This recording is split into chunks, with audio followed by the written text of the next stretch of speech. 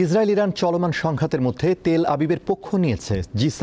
বিশ্বের শীর্ষ ধনী দেশগুলোর এই জোট এক বিবৃতিতে বলছে ইরান কোনোভাবেই পারমাণবিক অস্ত্র রাখতে পারবে না। আন্তর্জাতিক বিভিন্ন গণমাধ্যমের খবরে বলা হয়, পঞ্চম দিনের পাল্টাপাল্টি হামলায় জেরুজালেম ফের বেশ কয়েকটি বিস্ফোরণের শব্দ শোনা গেছে। আর এটা ওইটা না, কাপড় ধোয়ার একটাই সলিউশন, চাকা অল ইন ওয়ান। হামলা পাল্টা হামলা চলছে ইরান ইসরায়েলে। এরই মধ্যে ইরান ইসরায়েলের চলমান সংঘাত ইস্যুতে বিবৃতি দিয়েছে বিশ্বের উন্নত 7 দেশের জোট G7। কানাডায় চলমান G7 সম্মেলনে জোটটির নেতারা ইসরায়েলের আত্মরক্ষার অধিকার রয়েছে বলে মত দেন।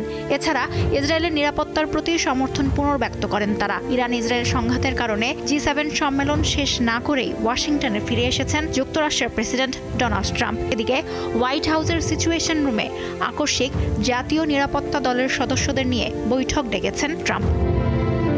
ইরানের সর্বোচ্চ ধর্মীয় নেতা আয়াতুল্লাহ আলী খামেনিকে সরিয়ে দেয়াই চলমান যুদ্ধের সবচেয়ে সহজ উপায় বলে মন্তব্য করেছেন ইসরায়েলের প্রধানমন্ত্রী বেনিয়ামিন নেতানিয়াহু। খামেনিকে হত্যার ইসরায়েলি পরিকল্পনায় মার্কিন প্রেসিডেন্টের ভেটো প্রতিক্রিয়ায় সোমবার এমন মন্তব্য করেন তিনি।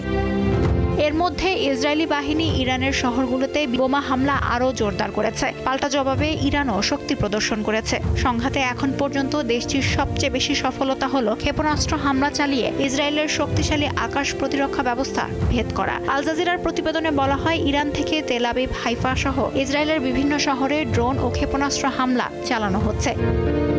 গতকাল ইরানের রাষ্ট্রীয় টেলিভিশন ভবনে হামলা চালিয়েছে ইসরায়েল।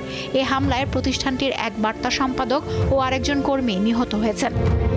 পরিস্থিতি স্বাভাবিক না হওয়ায় আকাশসীমা বন্ধ থাকবে বলে জানিয়েছে ইরানের সরকারি বার্তা সংস্থা IRNA।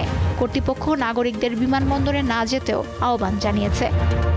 এদিকে মার্কিন প্রেসিডেন্ট ডোনাল্ড ট্রাম্প তেহরানের বাসিন্দাদের অবিলম্বে শহরটি খালি করার আহ্বান জানিয়েছেন।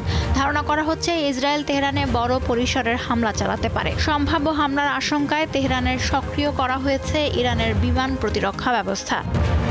মধ্যপ্রাচ্যে ইরান ইসরায়েল যুদ্ধের উত্তাপ বাড়তে থাকায় দক্ষিণ চীন সাগর ত্যাগ করে মধ্যপ্রাচ্যের দিকে রওনা দিচ্ছে যুক্তরাষ্ট্রের বিমানবাহী রণতরী USS নিমিৎজ। ইরানে ইসরায়েলি হামলার নিন্দা জানিয়েছে মধ্যপ্রাচ্যে যুক্তরাষ্ট্রের গুরুত্বপূর্ণ মিত্র মিশর সহ 21টি মুসলিম দেশ। নিন্দা জানানোর পাশাপাশি উত্তেজনা হ্রাস এবং পরমাণু প্রকল্প বন্ধেরও আহ্বান জানিয়েছে দেশগুলো। ইসরায়েল ইরানের মধ্যকার চলমান সংঘর্ষের জেরে চীনের দূতাবাস তার নাগরিকদের যত তাড়াতাড়ি সম্ভব ইসরায়েল ত্যাগ করার আহ্বান জানিয়েছে। গত 13 জুন ভোররাত 3টার দিকে ইরানে হামলা চালায় ইসরায়েলি বাহিনী, যা এখনও অব্যাহত রয়েছে। জবাবে পাল্টা হামলা চালাচ্ছে ইরানও। লুৎফা ফৌজিয়া, দীপ্ত, বার্তাকক্ষ।